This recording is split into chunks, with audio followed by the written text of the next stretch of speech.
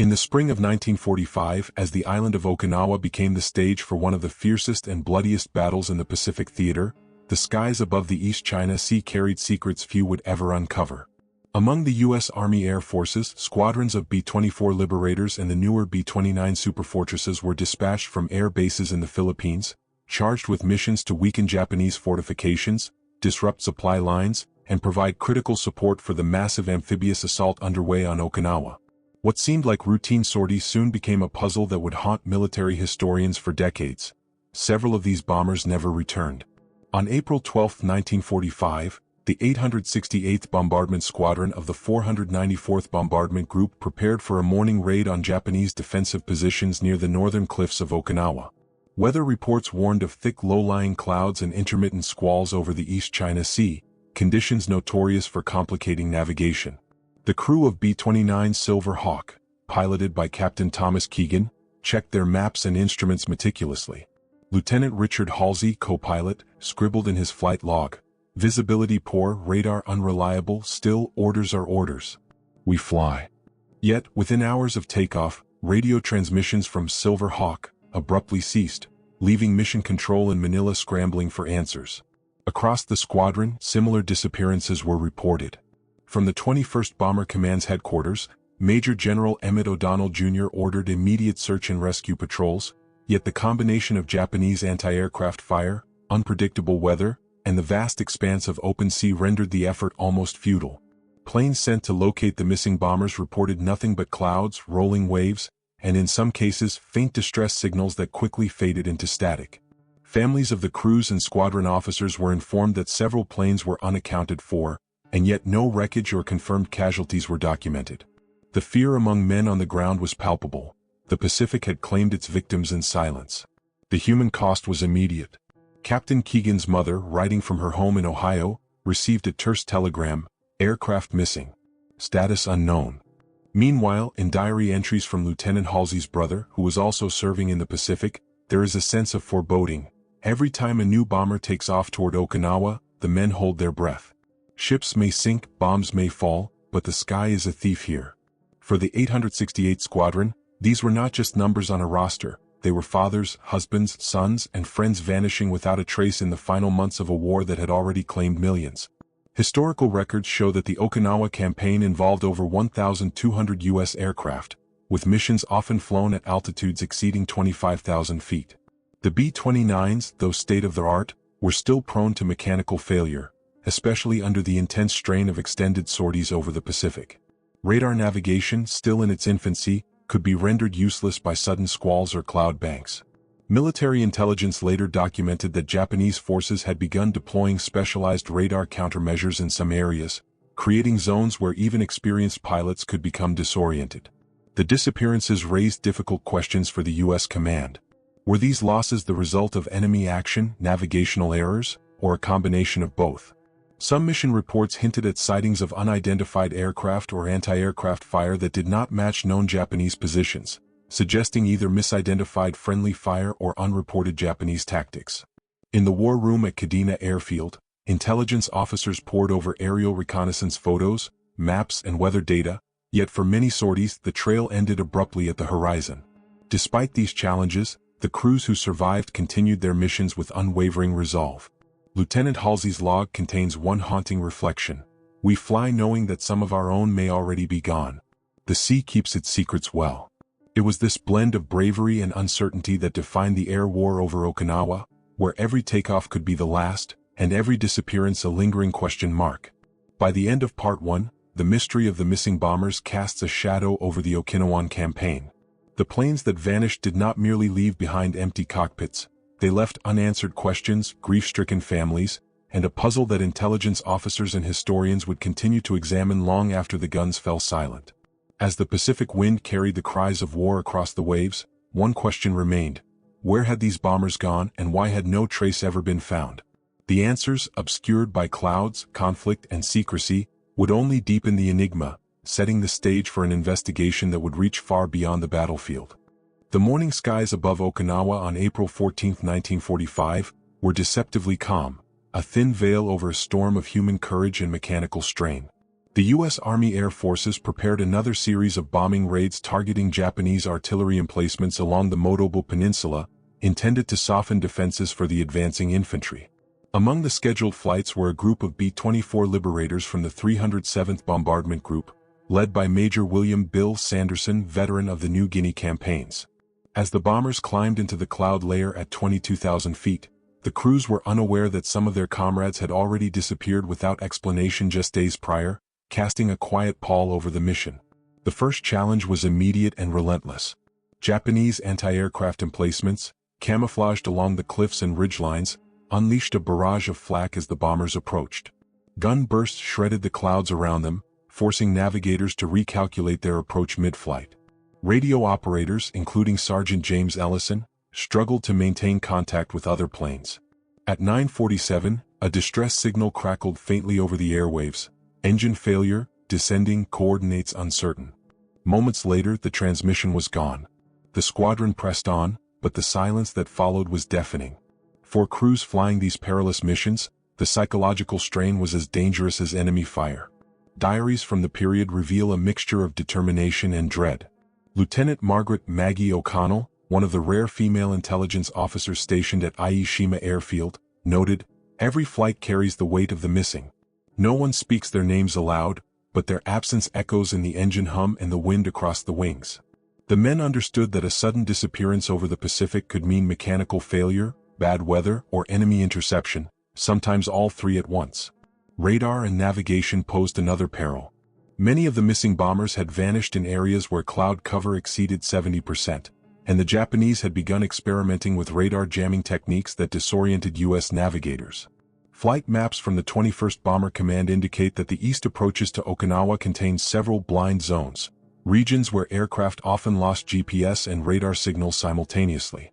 Major Sanderson's navigator, Lieutenant Carl Harding, scribbled in his log during the raid, "Trust instruments, but eyes are better. Still, the sea below is endless and unforgiving. One wrong turn and we are ghosts." The human toll extended beyond those lost in the air. Search and rescue teams, deploying PBY Catalinas and Navy Consolidated PB-2Y Coronados, scoured the surrounding waters. Crews combed wreckage fields, spotting floating debris or life rafts that quickly drifted away in the strong currents. In some cases, reports described parachutes descending into dense foliage, yet no survivors were ever recovered. Each hint offered both hope and despair, leaving squadron leaders and families with fragmented answers. The inability to confirm the fate of their comrades weighed heavily, an invisible enemy as formidable as any flak battery. As investigations began, intelligence officers compiled conflicting reports. Some witnesses claimed to have seen flashes or explosions consistent with aerial combat, but these could not be cross-referenced with Japanese records, many of which had been destroyed during Okinawa's brutal battle. Additionally, mechanical logs suggested that at least 2 bombers may have experienced engine failure at altitude, yet no evidence of crash sites ever emerged. The juxtaposition of missing planes and missing records created a web of uncertainty, challenging even the most seasoned analysts. By late afternoon, the 307th Bombardment Group regrouped over Aishima. Pilots exchanged grim looks, aware that a few planes had simply vanished en route. The sense of unease was palpable. Even the most routine bombing mission carried the shadow of the recent disappearances. In his final mission report, Major Sanderson wrote, "We continue, yet the Pacific keeps her secrets well. One can only hope that the men we lose find their peace somewhere beyond these clouds." As Part 2 concludes, the mystery deepens. The missing bombers are not just absent aircraft, they represent questions unanswered, tactics unproven, and human lives swallowed by a war that left no room for certainty. The tension lingers, like a low hum across the waves, hinting that the answers may lie somewhere between miscalculation, mechanical failure, and enemy cunning. And as the sun sets over Okinawa, the question remains, what truly happened to the crews who vanished into the skies that spring morning? By mid-April 1945, the search for the missing bombers over Okinawa had become a pressing concern for both operational commanders and intelligence officers. Following the loss of multiple B-24s and B-29s, the U.S. Army Air Forces initiated a painstaking review of mission logs, radar data, and survivor accounts in an attempt to reconstruct the fates of the vanished crews. The 21st Bomber Command, operating from Aishima and the Clark Field bases in the Philippines, faced a unique challenge. The Pacific Theater's vast expanse and treacherous weather created conditions in which even highly trained pilots could disappear without leaving a trace. Investigators focused first on the flight paths.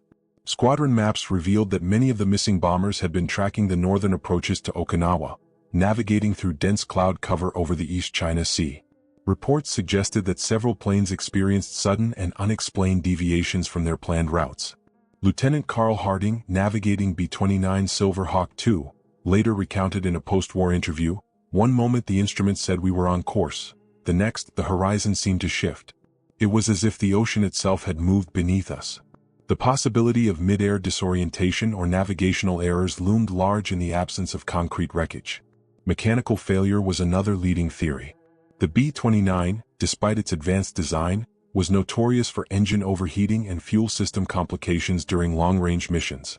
Maintenance logs from the 494th Bombardment Group indicate that several aircraft had undergone emergency repairs prior to their final flights. On April 16, a Liberator from the 307th experienced a catastrophic engine failure just hours after takeoff, forcing the crew to ditch near uncharted reefs. While the crew survived, the incident highlighted how even minor technical issues could quickly turn fatal in the unforgiving skies above Okinawa. Complicating the investigation were conflicting accounts of enemy activity. Some ground-based intelligence reports noted flashes in the sky consistent with anti-aircraft fire or interceptor planes, but these sightings could not be confirmed. Declassified Japanese war diaries, examined decades later, suggested that certain coastal defense units had indeed detected inbound bombers but were unable to successfully engage them due to poor visibility. Yet this still failed to explain why other planes flying the same corridors disappeared entirely. The lack of consistency in the data deepened the mystery. Eyewitness testimony became a crucial element in piecing together events. Local Okinawan civilians recalled seeing ghostly shapes in the clouds and hearing distant explosions over the water.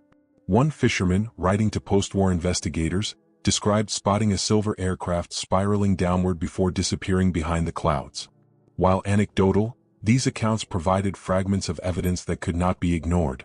Combined with partially recovered flight logs and intermittent radio transmissions, the picture of what transpired began to emerge, but it remained incomplete. Commanders were forced to confront the possibility of compounded causes. A single disappearance might be explained by mechanical failure, another might indicate enemy action or navigational error. Yet the clustering of missing bombers within a short time frame suggested something more systematic. The intelligence section at Kadena Airfield hypothesized that a combination of environmental hazards, untested flight procedures, and incomplete intelligence about Japanese radar operations could have created a perfect storm of factors leading to multiple losses. Despite exhaustive efforts, the missing bombers continued to evade discovery. Search and rescue crews equipped with PB-2Y Coronados and PBY Catalinas scoured reefs, lagoons, and surrounding waters, recovering scattered debris and personal effects but no complete aircraft. The emotional toll on the remaining crews and the families back home was palpable. Squadron chaplains recorded letters filled with anguish. "They left at dawn, the sun rose, yet we saw no return." The gap between expectation and reality haunted everyone involved.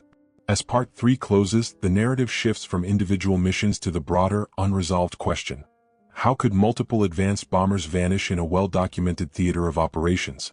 The evidence points to a complex interplay of mechanical vulnerabilities, human error, environmental hazards, and possible enemy interference, yet the absence of definitive wreckage leaves the story suspended in uncertainty. The mystery of the missing bombers over Okinawa remains, a testament to the perils of aerial warfare and the ocean's relentless capacity to conceal its secrets. The search for answers is far from over, and what follows will delve deeper into the hidden forces that may have claimed these aircraft, revealing a web of risk, strategy, and unanswered questions that still perplex historians today. By late April 1945, the U.S. military was not only grappling with the ferocity of the Okinawa campaign but also with the haunting question of the vanished bombers. The 21st Bomber Command began a more focused inquiry into operational hazards, seeking patterns that could explain the repeated disappearances. Radar reports, mission logs, and eyewitness accounts were cross-referenced with weather maps, and what emerged was a troubling combination of environmental challenges, untested tactics, and enemy countermeasures that had not been fully accounted for. Several of the missing B-29 superfortresses had been assigned experimental missions, testing new high-altitude bombing techniques meant to reduce vulnerability to anti-aircraft fire. Flight plans from April 20, 1945, reveal that the crews were instructed to fly at unusually high altitudes over the western approaches of Okinawa, a region known for sudden squalls and dense cloud cover. Captain Thomas Keegan's navigator, Lieutenant Halsey, noted, "The higher we climb, the thinner the air and the more the instruments rebel. It feels like we are climbing into another world." For crews trained in conventional bombing runs, these flights introduced unprecedented risk. Declassified intelligence reports, obtained decades later, show that Japanese forces had begun experimenting with radar interference along key flight corridors. Coastal observation posts and mobile units were instructed to create temporary jamming signals to confuse U.S. radar operators, and several intercepted communications suggested that Japanese anti-aircraft batteries were repositioned specifically to exploit these blind zones. While the effectiveness of these measures was limited, they added another layer of uncertainty for crews already contending with mechanical issues and unpredictable weather. The human dimension of these missions cannot be understated. Diaries, letters, and after-action reports convey the psychological burden faced by the aircrews. Sergeant James Ellison wrote in his April 21 log, "Every mile, every cloud feels like it could be the last. We trust our wings and our instruments, but there's a whisper in the wind telling us it may not be enough." Even seasoned veterans, accustomed to the chaos of combat, were forced to reconcile the technical demands of high-altitude bombing with the unpredictability of nature and enemy action. Attempts to trace the missing bombers revealed perplexing inconsistencies. Some radar plots suggested aircraft had deviated significantly from assigned routes, yet no evidence of enemy interception was found along those tracks. In other cases, partially submerged wreckage or floating personal gear was discovered, but often too late to determine which aircraft it had belonged to. A partially recovered B-24 tail section discovered near Cume Island in June of 1945, for instance, could only be identified by serial number after months of painstaking effort, confirming the aircraft's fate but raising more questions about the other missing planes. Historians and investigators later examined patterns among the missing bombers and noted a disturbing trend. Many of the disappearances occurred in areas with overlapping hazards, sudden squalls, elevated anti-aircraft activity, and untested flight procedures. The combination suggested that these were not isolated incidents but the result of systemic operational vulnerabilities compounded by the fog of war. As one internal memo from Kadena Airfield noted, while some losses can be attributed to standard mission risk, the clustering indicates an underlying factor yet to be fully understood. By the end of Part 4, the picture becomes increasingly complex. The missing bombers of Okinawa were not merely casualties of mechanical failure or enemy action. They were victims of a confluence of experimentation, environmental hazard, and incomplete intelligence. The sea and sky concealed their fates, leaving only fragments, speculation, and the faint echo of their engines in the memories of those who survived. Yet even as these investigative threads began to converge, new questions emerged. How much did secrecy, operational experimentation, and enemy ingenuity contribute to these disappearances? And were there other, still unrecognized factors that had claimed these crews? The answers would require deeper digging, a journey that would uncover both remarkable bravery and unsettling ambiguity in the final chapter of the Pacific Air War. As spring turned to early summer in 1945, attention shifted from immediate search and rescue operations to painstaking historical reconstruction. Veterans, intelligence officers, and post-war investigators began piecing together fragments of information about the missing bombers near Okinawa. Diaries, flight logs, mission reports, and eyewitness testimonies were scrutinized, creating a mosaic of partial evidence that both illuminated and obscured the truth. Each clue carried the weight of human lives lost, while every unanswered question added to the enduring sense of mystery surrounding these aerial disappearances. One particularly compelling lead came from local Okinawan civilians. Fishermen and villagers recalled sightings of aircraft spiraling downward through cloud layers or distant flashes over the East China Sea. One fisherman, writing in a post-war letter to U.S. military authorities, described a silver bomber appearing to stall mid-air before plunging into the ocean near Ihaya Island. Although the evidence was anecdotal, investigators could not ignore these accounts, as they offered rare perspectives on the final moments of planes that left no formal trace in official logs. Simultaneously, surviving veterans of the 868th and 307th Bombardment Groups were interviewed to reconstruct the operational environment. Lieutenant Carl Harding, reflecting decades later, noted, "The missions were routine in planning, extraordinary in execution. We flew in formations of 10 or 12, yet sometimes a plane would simply vanish, swallowed by clouds or the sea, and no one ever knew why. These recollections emphasize the psychological strain faced by air crews, who carried the constant knowledge that each sortie could be their last. Historians also revisited technical records, maintenance logs, and intelligence briefings. The B-24 Liberators and B-29 Superfortresses deployed during the Okinawa campaign were cutting-edge aircraft, yet they were not immune to mechanical faults. Engine overheating, fuel system irregularities, and structural stress during high-altitude runs were common hazards, especially under combat conditions. Cross-referencing these records with radar data and weather reports suggested that multiple factors, environmental, mechanical, and tactical, likely intersected to produce several simultaneous disappearances. Efforts to reconstruct flight paths revealed subtle anomalies. Some missing bombers may have deviated due to sudden gusts or turbulence, potentially encountering anti-aircraft fire in previously uncharted areas. Others may have suffered minor mechanical failures that, under normal circumstances, would have been manageable but became catastrophic at extreme altitude or in dense cloud cover.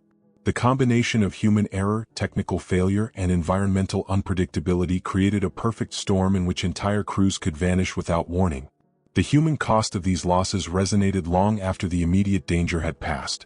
Families of missing airmen lived with uncertainty, often receiving only telegrams stating, "Aircraft missing, status unknown." Letters and diaries reveal enduring grief and unanswered questions, with siblings, spouses, and parents left to imagine the fate of their loved ones. Squadron chaplains recorded the emotional toll. Men who returned from missions were haunted not only by what they had seen but by what had disappeared without explanation. By the close of Part 5, the historical puzzle had become clearer in some respects but more mysterious in others. Investigators were able to identify probable causes for certain disappearances, yet the majority of the missing bombers remained unaccounted for. Partial wreckage, eyewitness accounts, and surviving logs hinted at the convergence of mechanical vulnerability, human decision-making, and environmental hazards, but definitive answers eluded them. The Pacific had kept its secrets, and the vanished airmen left behind a haunting reminder of both the bravery and fragility of those who flew into unknown skies. As the narrative moves toward its final stage, the stage is set to examine how these disappearances have been remembered, commemorated, and investigated in the decades since. The story is no longer just about lost planes, it is about legacy, historical curiosity, and the enduring search for truth amidst the chaos of war. The tension remains. Though fragments have surfaced, the fate of many crews remains unresolved, a lingering question that continues to draw historians, veterans, and aviation enthusiasts into the shadowed waters and clouded skies of Okinawa. Decades after the guns fell silent on Okinawa, the vanished bombers of 1945 continue to intrigue historians, aviation experts, and the families of those who flew them. The Pacific Ocean, with its vast expanse of deep waters and shifting currents, had swallowed entire aircraft without a trace, leaving only fragments, scattered gear, and incomplete reports. Yet, even in the absence of physical evidence, the stories of these lost missions persist, preserved in letters, declassified intelligence, squadron logs, and the oral histories of surviving veterans. One of the most studied incidents involves B-29 Silverhawk II, which departed Ieshima on April 18 with a mission targeting Japanese artillery positions near the Motobu Peninsula. The crew, including Captain Thomas Keegan and Lieutenant Richard Halsey, encountered unusually strong crosswinds and turbulence that threw off both visual navigation and early radar instruments. According to surviving mission logs, the aircraft transmitted its final message at 11:32 a.m., turning west for regroup, engines holding but instruments failing. Moments later, the plane disappeared from radar, never to be recovered. Analysts have debated whether mechanical failure, disorientation, or enemy action was the primary cause, but the exact sequence of events remains unknown. Over the years, partial wreckage has surfaced sporadically, often years or decades after the missions. Sections of B-24 fuselages, personal gear, and engine parts have been discovered on Okinawan beaches or floating in the East China Sea, sometimes corroborated by serial numbers that confirm their origin. Yet even these fragments fail to provide a complete picture. Many historians note that the lack of intact wreckage underscores the difficulty of air-sea operations in the Pacific, where deep waters, strong currents, and frequent storms make discovery nearly impossible. Veterans' accounts and survivor testimonies have provided additional insights into the conditions these airmen faced. Lieutenant Carl Harding, reflecting in the 1970s, described the psychological strain of flying over Okinawa. "Every time we climbed through those clouds, you felt the weight of the missing. You could hear their engines in your mind, and you knew the ocean could claim you without a whisper." Such reflections illustrate the human dimension behind the technical and strategic analyses. Courage and fear intertwined in every mission, and loss felt not only by those who never returned but by the crews who survived. In modern times, aviation enthusiasts and historians have attempted to reconstruct the flights using declassified maps, meteorological data, and digital simulations. These studies suggest that a combination of high-altitude turbulence, sudden mechanical failures, and areas of incomplete radar coverage could explain many of the disappearances. Yet, for some missions, anomalies remain inexplicable. Entire bombers seem to vanish without any trace, leaving only educated conjecture and partial records. It is this ambiguity that continues to fuel fascination with these wartime mysteries. Memorials and historical accounts now preserve the legacy of the missing crews. Plaques at the National Museum of the United States Air Force and the Okinawa Prefectural Peace Memorial honor those lost in the Pacific skies, acknowledging both the valor and uncertainty of their final missions. Letters home, diaries, and squadron logs provide a voice for the men whose stories might otherwise have been forgotten, ensuring that, though their planes vanished, their bravery endures. As Part 6 closes, the mystery of the missing bombers serves as a poignant reminder of the complexity and peril of World War II aerial operations. The vanished aircraft symbolize more than mechanical failure or tactical miscalculation. They are emblematic of the countless human stories swallowed by the vast Pacific, stories of courage, sacrifice, and the relentless pursuit of duty in the face of uncertainty. While some answers have surfaced through wreckage, documentation, and survivor testimony, many questions remain, leaving historians and descendants alike to wonder. Where did these planes go, and what became of the crews who never returned? In the end, the skies over Okinawa in 1945 remain a silent testament to both the heroism and the enduring enigma of wartime aviation.